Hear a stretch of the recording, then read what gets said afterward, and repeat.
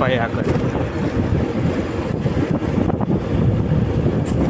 અમારે રૂટ જોવાનો છે અને જોવાનું છે કે કેવી રીતના છે ત્યાં સાયકલ કેવી રીતના છે. પછી મારા ભાઈને પ્રેક્ટિસ માટે જરાક સમજાવવાનું છે કઈ રીતના કરવી અને ક્યાં ક્યાંથી વધારે ધ્યાન દેવું કાઢવામાં, સાયકલ ક્યાં વધારે સાયકલ આપવામાં ધ્યાન દેવું વગેરે વગેરે. હવે કાલે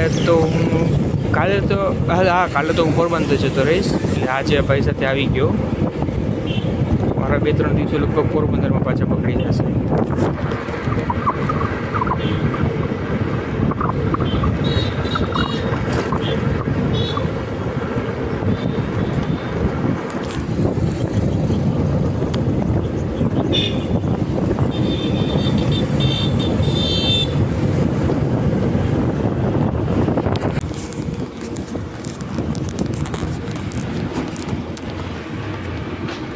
મારો ભાઈ જાય છે ધીમે ધીમે જાય છે.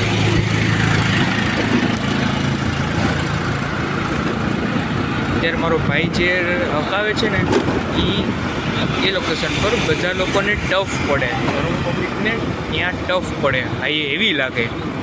અને મારો ભાઈ રિલેક્સેશનમાં જાય છે, જો રોલિંગમાં જાય છે. કે એનો મતલબ ખાલી સામાન્ય રીતે કહું તો કે મારો ભાઈ ખાલી સામાન્ય પેડલમાં કરે છે, કોઈ એફર્ટ નથી લગાવતો અને નોર્મલ પેડલિંગ કરે છે. હા એફર્ટ લગાવ્યું.